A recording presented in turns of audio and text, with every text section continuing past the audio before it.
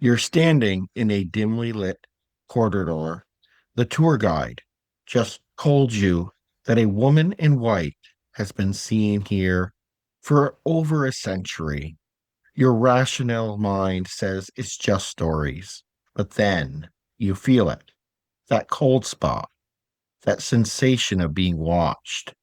Your heart races, your skin prickles, and you realize you've paid good money to feel exactly this terrified. Tonight, we're not just exploring where people go to get scared. We're diving into why. What drives millions of people every year to seek out the very thing that should send them running? Why do we line up, credit cards in hand, begging to be haunted? History remembers the facts, but what about the phantoms that refuse to be forgotten? Welcome back to The Common Historian, where history meets the supernatural. I'm Jeremy, and tonight we're taking a different kind of journey. Instead of investigating a single haunted location, we're examining an entire phenomenon that's reshaping tourism around the world: ghost tourism. From the catacombs of Paris to the battlefields of Gettysburg, from Salem's witch trials to the Tower of London's bloody history, people are spending billions, yes, billions of dollars to walk where the dead allegedly walk. But this isn't new. Humans have been seeking out spooky experiences for centuries. The question is, what does this say about us, about our relationship with death, with history, with fear itself? So grab your favorite beverage, dim the lights, and prepare to journey into the economics of the eerie, the psychology of paranormal tourism, and the very real impact these ghost stories have on the places we visit. Let me paint you a picture. Savannah, Georgia, on a humid night. According to reports from tour operators there, on any given evening, 20 or 30 people might show up for a single ghost tour, each paying around $30 to follow a guide in period costume through the historic district. They visit former plague houses, murder sites, and allegedly haunted squares. What fascinates me about this, based on the demographics these tours report, their groups typically include professionals, doctors, teachers, business owners, couples celebrating anniversaries, and families with teenagers. These aren't fringe believers or paranormal investigators. They're everyday people who've chosen to spend their vacation talking about death.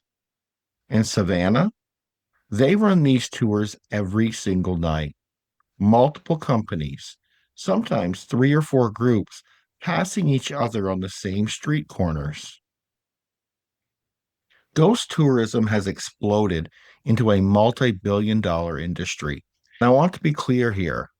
When I cite these figures, some are industry estimates rather than hard academic data, because this field is still catching up on its own growth, but the trends are undeniable.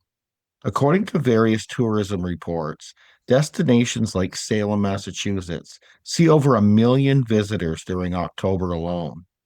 Edinburgh ghost tours generate millions of pounds annually. The Stanley Hotel in Colorado, the inspiration of Stephen King's The Shining, is almost always booked solid, particularly in the most haunted rooms, which actually command a premium price. Think about that.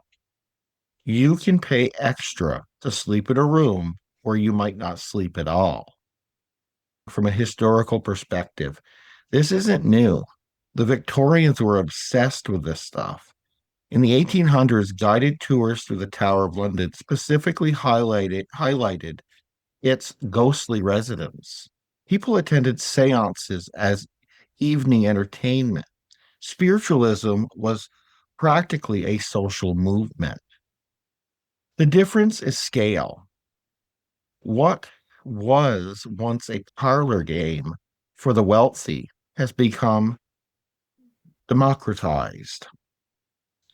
Anyone with a smartphone can look up haunted locations, book a tour online, and show up ready to be spooked. Before we go further, let's define our terms. Ghost tourism or paranormal tourism falls under the broader umbrella of what academics call dark tourism. Travel to sites associated with death, tragedy, and the macabre. This includes guided ghost tours through historic districts, overnight stays in reportedly haunted hotels, visits to former asylums, prisons, and hospitals, battlefield tours focusing on paranormal activity, cemetery tours emphasizing resident spirits, ghost tours, ghost hunting experiences where tourists use actual investigation equipment, even sites of famous hauntings that have become pilgrimages, pilgrimages destinations. The common thread, they all they're all commercialized fear and death, packaging the past, specifically the traumatic and tragic past, as entertainment. So let's get to the core question. Why do we do this? Why do rational humans actively seek out experiences designed to frighten them? The psychological research on this topic reveals answers that are more complex than you might think. Dr. Glenn Sparks of Purdue University has researched this extensively. The basic idea is this: humans are drawn to scary experiences, and when they know they're ultimately safe, it's like riding a roller coaster. Your body gets the adrenaline rush, the fight or flight response kicks in, but your rational mind knows you are not actually in danger. Ghost tours provide this perfectly calibrated experience. You get the thrill without the genuine threat. You're scared, but you're scared together in a group with a guide who will lead you back to safety of a well lit parking lot. There's even a term for this: protective frame. The idea that we can experience negative emotions like fear within a safe psychological or physical boundary. The ghost tour is the frame. The fear is real, but the danger isn't. Ghost tourism might be one way we process our anxiety about death. Think about it. We live in a culture that's largely sanitized death. Most people never see a dead body outside of a funeral home.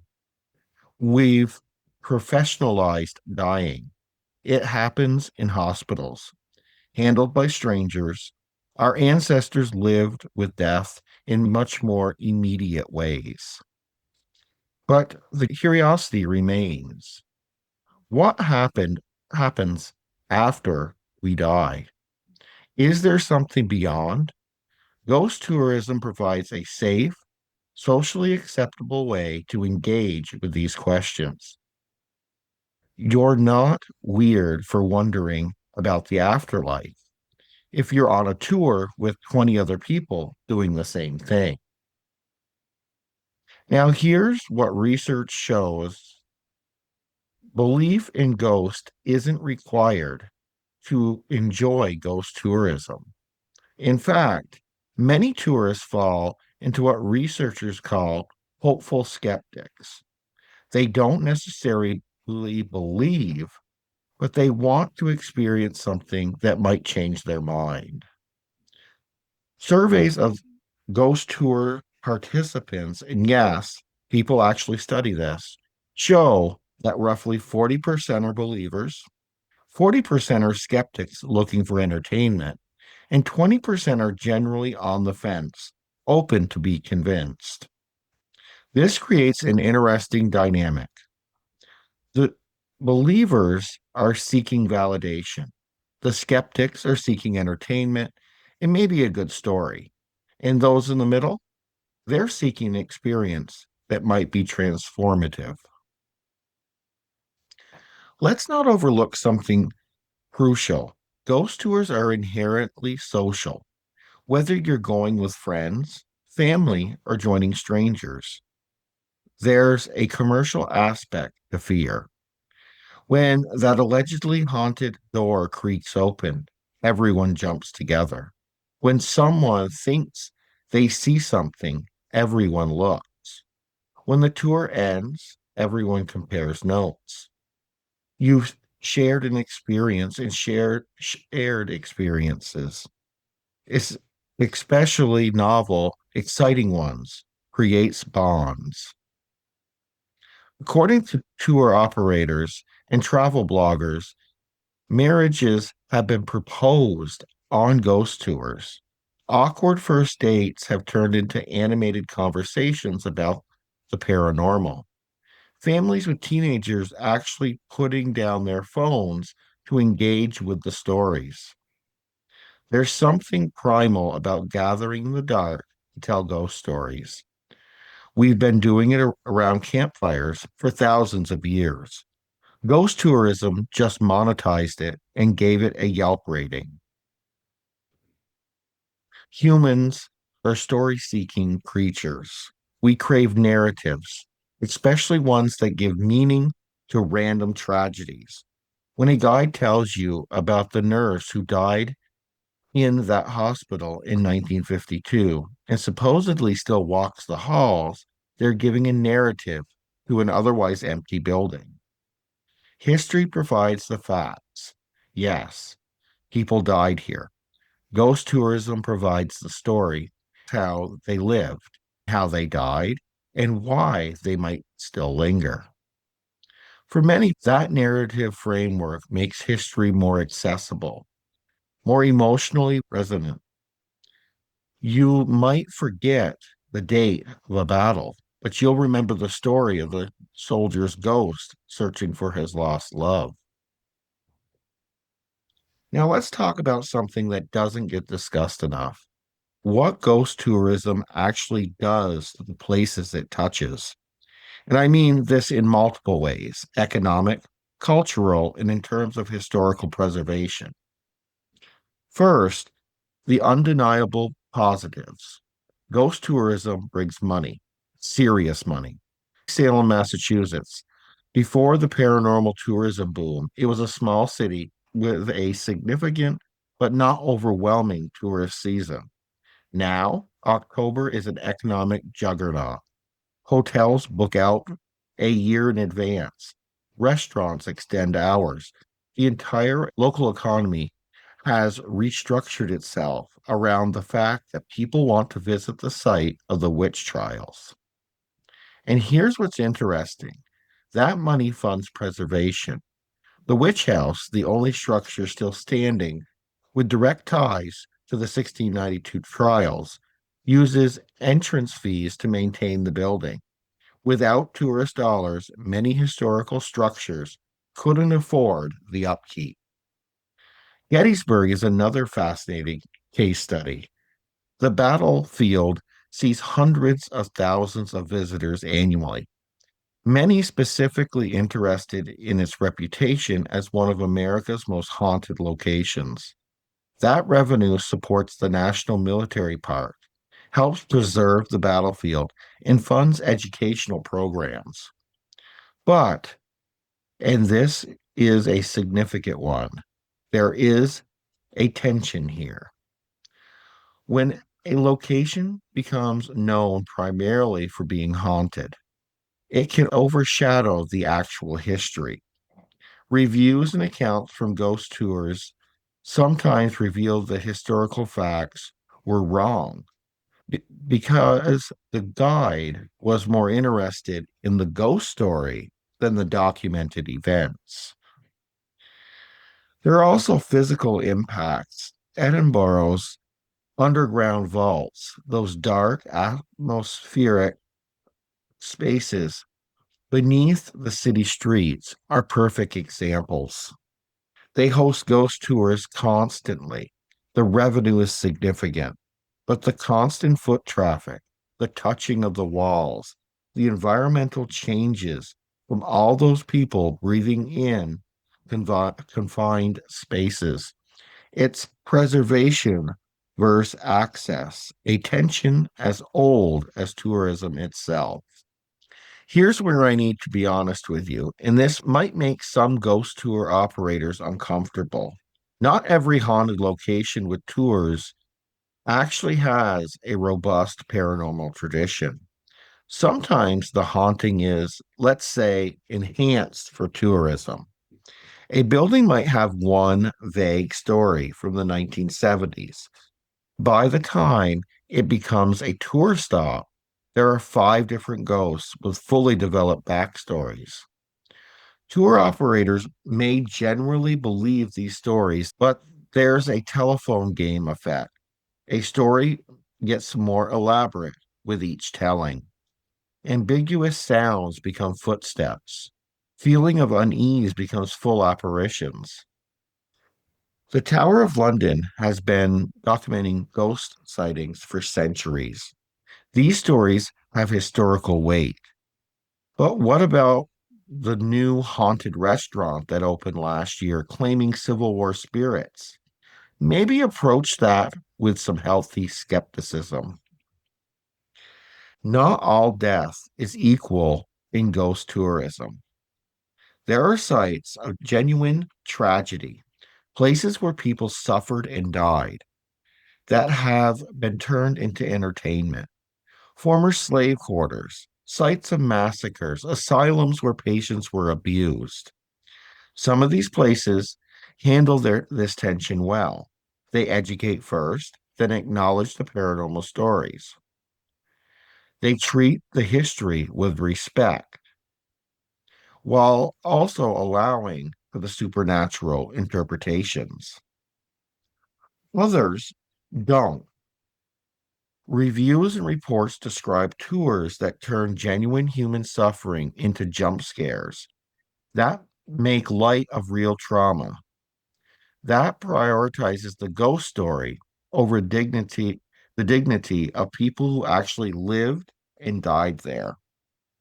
This is where we, as consumers of ghost tourism, have some responsibilities. Ask yourself, is this tour respecting the history or exploiting it? Are the dead being honored or just used for props? Finally, there are interesting phenomenon happening in ghost tourism. The pursuit of authentic experiences has led to an arms race of sort. It's no longer enough to hear stories. Tourists want to investigate themselves. They want EMF readers, spirit boxes, night vision cameras. They want to stay overnight in the most haunted room. They want proof. This has led to a rise in participatory ghost tourism, where you're not just a passive listener, but an active investigator.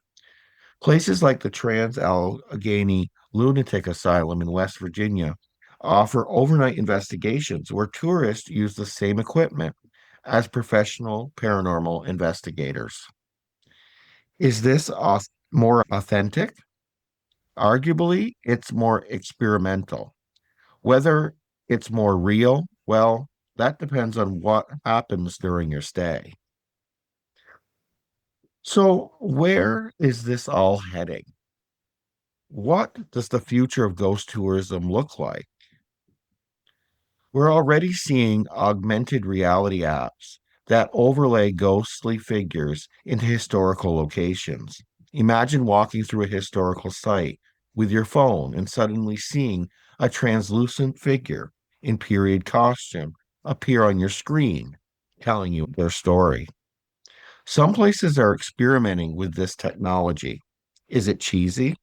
Sometimes, but it's also making history interactive in ways that appeal to the younger generations who grew up with Pokemon Go.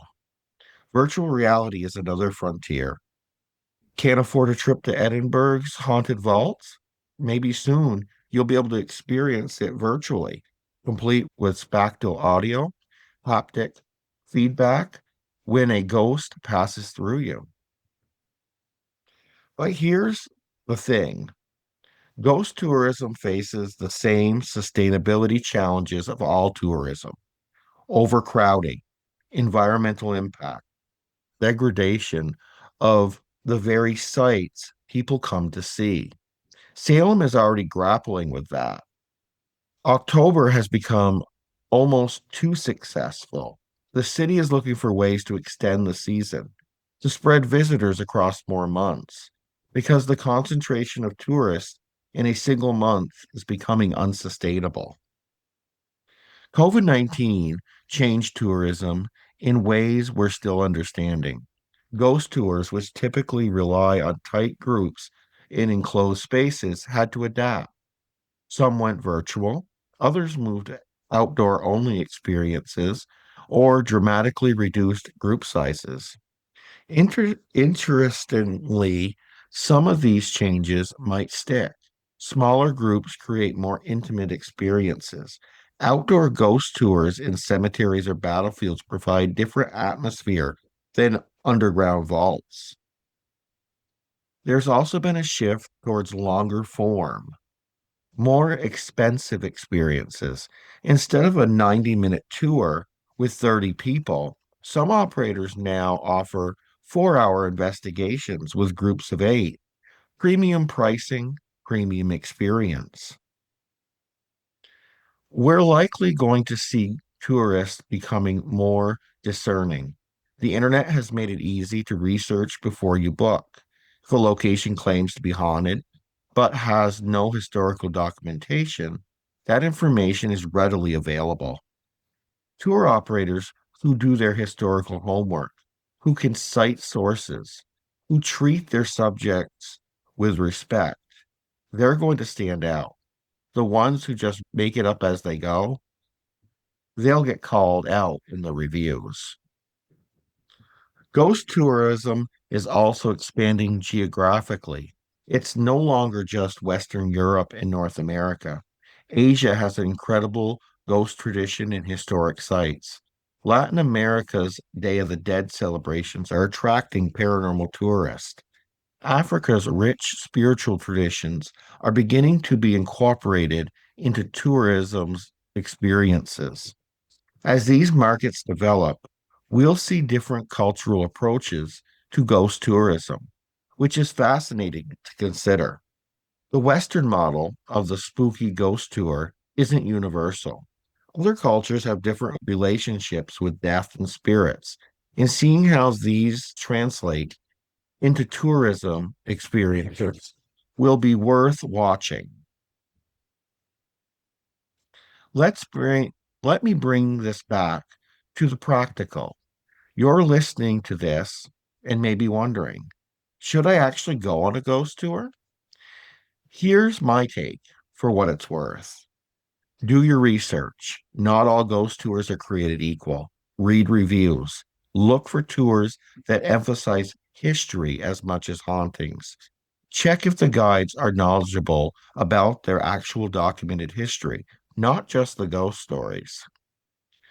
Know what you're getting. Some tours are theatrical performances, others are serious historical walks that happen to include paranormal elements. Still, others are genuine investigation experiences. None of these is wrong, but know which one you're signing up for. Respect the spaces. If you're visiting a site of real tragedy, a battlefield, a former asylum, a place where people generally suffered, approach it with appropriate gravity. The ghost stories are layered on top of real human experiences. Be open but skeptical. You don't have to believe in ghosts to enjoy a ghost tourism. But going in with complete cynicism probably won't be fun. Allow yourself to be immersed in the experiences while maintaining critical thinking. Consider the alternatives. Not comfortable with ghost tours, but still want the experience. Many historical sites offer regular tours during the day that mention the paranormal elements without making them the focus. And honestly, if you go and feel nothing supernatural, that's fine. You still learned history, supported preservation, and had an experience. If you go and something unexplained happens, that's a story you'll be able to tell for the rest of your life. Ghost tourism sits at this fascinating intersection of history, psychology, economics, and mystery. It's part education, part entertainment, part spiritual seeking, and part thrill ride. It can be explo- explosive or respectful, historically accurate or wildly embellished, transformative or forgettable. But ultimately, it reveals something essential about us as humans. We need stories. We need to feel connected to the past. We need to grapple with morality, even if just through the safe lens of a guided tour. And sometimes we need to feel the primal thrill of fear, that reminder that we're alive precisely because we can still be frightened. The ghosts, whether real or simply reflections of our own hope and fears, aren't going anywhere. Neither is the desire to seek them out. The past may be gone, but its spirits live on. Thanks for joining me on this haunted history adventure. If you enjoyed this deep dive into ghost tourism, subscribe to The Common Historian for weekly explorations on where history meets the supernatural. Until then, maybe book a ghost tour you've been thinking about, or don't. Either way, remember, the stories we tell about the dead say as much about the living. I'm Jeremy, and I'll see you next time. Keep digging into the darkness.